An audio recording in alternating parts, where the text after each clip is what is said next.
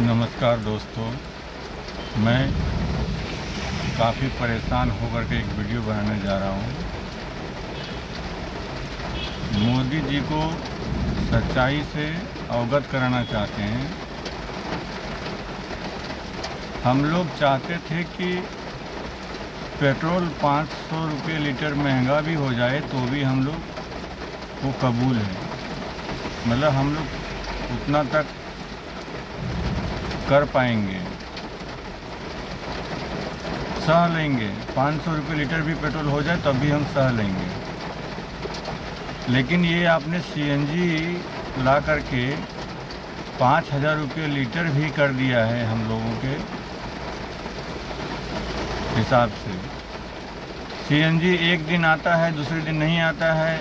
जब आता है तो 5-6 घंटे लगता है लाइन में। ऐसे हम लोग कैसे जी पाएंगे? आज ही का मैं अपना बता रहा हूँ। सुबह 4 बजे से लेकर के, ठीक है, मेरी एक गलती से मान सकते हो कि सीएनजी का आने का टाइम होता है 8 बजे। मैं 4 बजे आया था क्योंकि मेरे पास सीएनजी था नहीं और लाइन देने के लिए आया था 4 बजे कि मैं पहले ही लाइन लगा लूँगा तो जल्दी सीएनजी मिल जाएगी। तो सुबह 4 बजे से लेकर के अभी 1 बजने वाला है दोस्तों। ये आपको घड़ी दिखता होगा, देखिए 1 बज रहा है। जब मैं वीडियो बना रहा हूँ 1 बजने वाला ही है और अभी तक सीएनजी का गाड़ी आया नहीं है। ये पंप में अगर हम लाइन लेके खड़े हैं तो सीएनजी लाने की जिम्मेदारी किसकी है? हमारी है। बहुत से लोग सवाल करेंगे कि तुम सीएनजी गाड़ी क्यों लिए हो। कुछ दिन पहले जब मैं ओला, उबेर, रैपिडो को बोलता हूँ तो लोग बोलते हैं कि तुमको इसमें जुड़ने के लिए कौन बोला था? ठीक है, कोई जोड़ने के लिए नहीं आया था, हम लोग खुद जुड़े थे।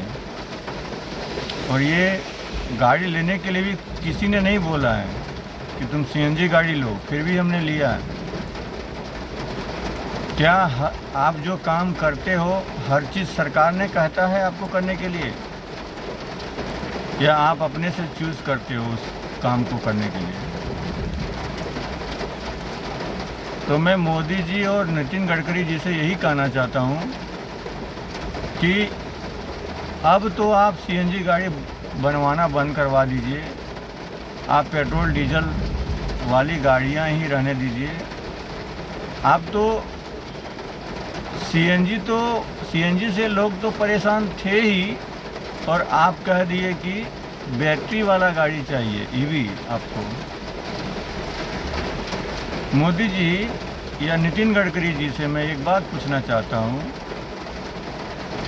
जब सीएनजी अवेलेबल नहीं कर पा रहे हो आप, जिसमें 5 से 10 मिनट ही लगते हैं सीएनजी रिफ्यूल कराने के लिए, तो चार्जिंग पॉइंट कहाँ मिलेगा जिस गाड़ी को 1 घंटे लगते हैं चार्ज करने में?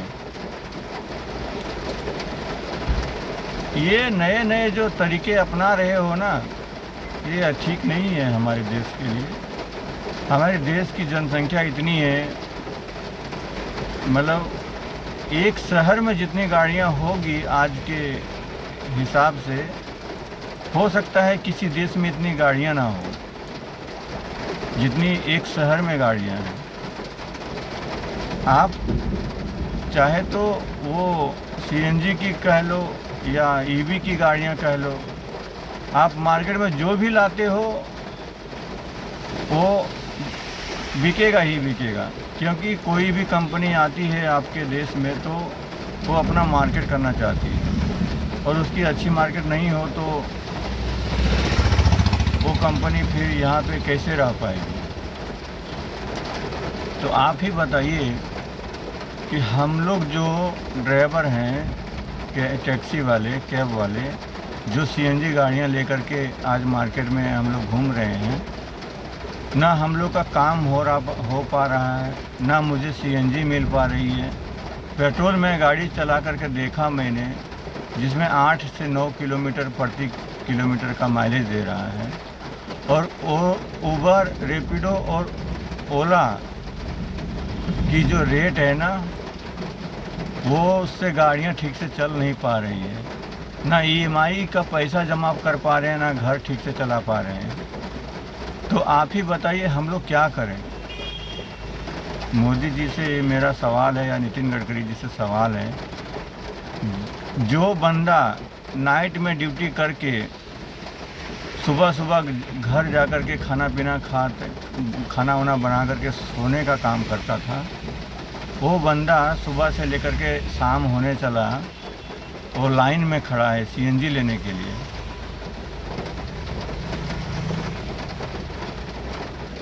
तो एक हिसाब से, मेरे हिसाब से तो यही लग रहा है कि आपने हम लोगों को परेशान करने के सिवा और कुछ नहीं दिया, हमें परेशानी के सिवा और कुछ नहीं दिया। जब कभी बात आती थी कि शेर को पालने के लिए हमें 500 रुपये पेट्रोल भी लीटर मिलेगा तो हम लोग उसको सह लेंगे। हमें नहीं पता था कि गधे को पालने के लिए इतना महंगा दौर से गुजरना पड़ेगा। हम आपको 2014 के बाद से ही जानते हैं, लेकिन आज 2026 आ रहा है। जो मेरा मन बहुत दुखी है आपके कर्मों से। आप फर्स्ट टर्म में जब आए थे तो आपने देश के लिए बहुत अच्छे अच्छे काम किए, जिससे हम लोग और खुशी हुए। दूसरा टर्म आया तो आप थोड़े से ढीले हो गए, फिर भी सह लिए। और तीसरा टर्म में तो आपने कमाल ही कर दिया, पूरे देश को परेशानी के सिवा और कुछ नहीं दिया आप। पूरा देश परेशान ही परेशान है, चाहे वो कोई भी फील्ड का आदमी हो। जब आप आए थे तो हम ट्रक चला रहे थे, एक स्टेट से दूसरे स्टेट जा रहे थे। मैं उस समय कलकत्ता से चेन्नई, हैदराबाद और बेंगलोर या पुणे जाने का काम करता था। तो बीच रास्ते में जो बॉर्डर आते थे, जैसे कलकत्ता से निकले तो उड़ीसा का बॉर्डर, फिर आंध्र प्रदेश का बॉर्डर, फिर तमिलनाडु का बॉर्डर,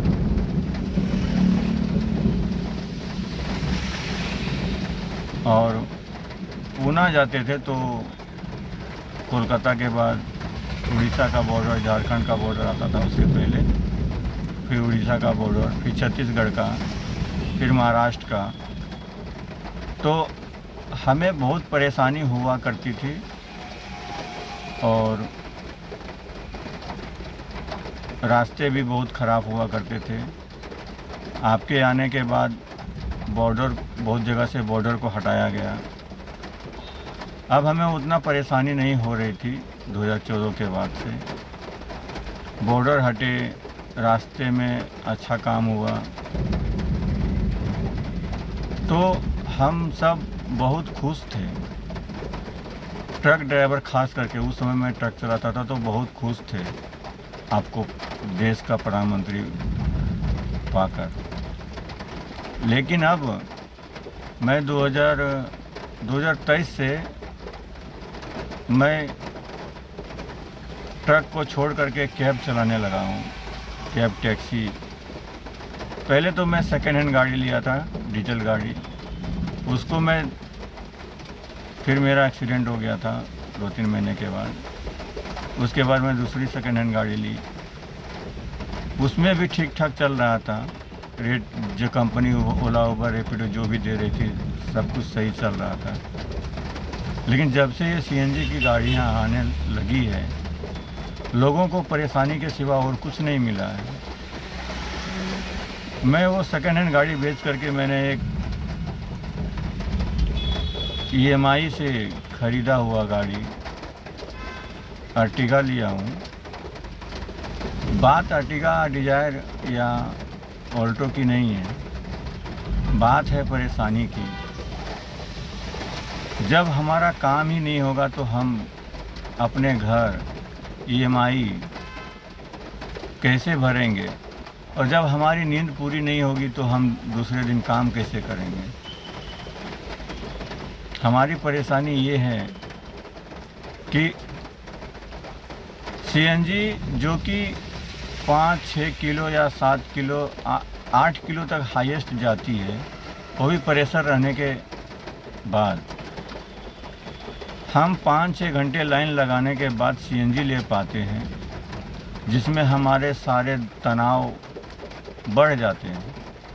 जैसे नींद से रात भर ड्यूटी करने के बाद या सुबह ड्यूटी करने के बाद, सुबह से शाम तक ड्यूटी करने के बाद या शाम से लेकर के पूरी रात ड्यूटी करने के बाद जब आदमी थक जाता है और सीएनजी ख़त्म हो जाती है, उसके बाद लाइन लगाते हैं पंप में जा कर के।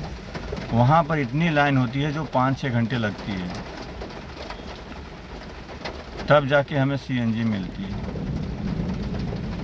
तो आदमी पूरी रात गाड़ी चलाने के बाद जब सुबह थक हार करके सोने के लिए रूम जाएगा, उस समय वो पंप में जा कर के लाइन लगाता है और 5-6 घंटे बीत जाने के बाद उसे सीएनजी मिलती है।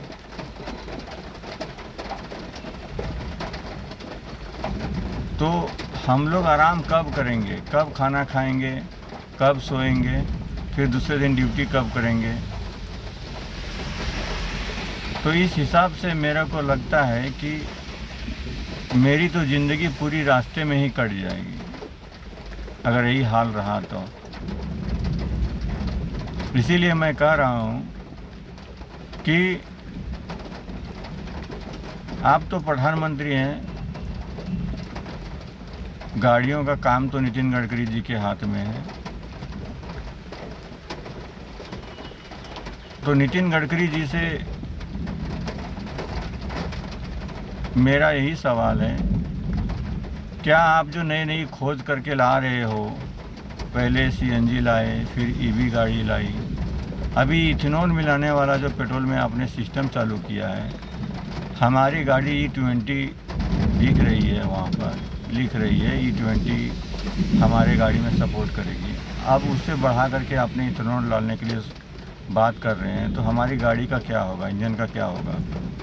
और दूसरी बात है, जब सीएनजी से हमें चलानी है तो सीएनजी अवेलेबल नहीं रहेगी तो हम लोग कैसे काम कर पाएंगे?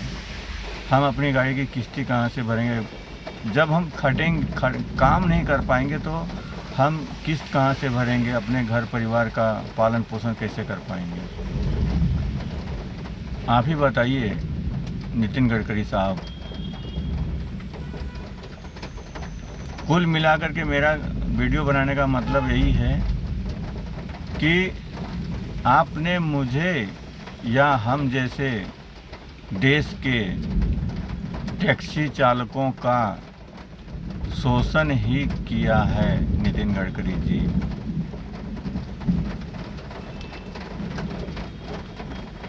नमस्ते, जय हिंद।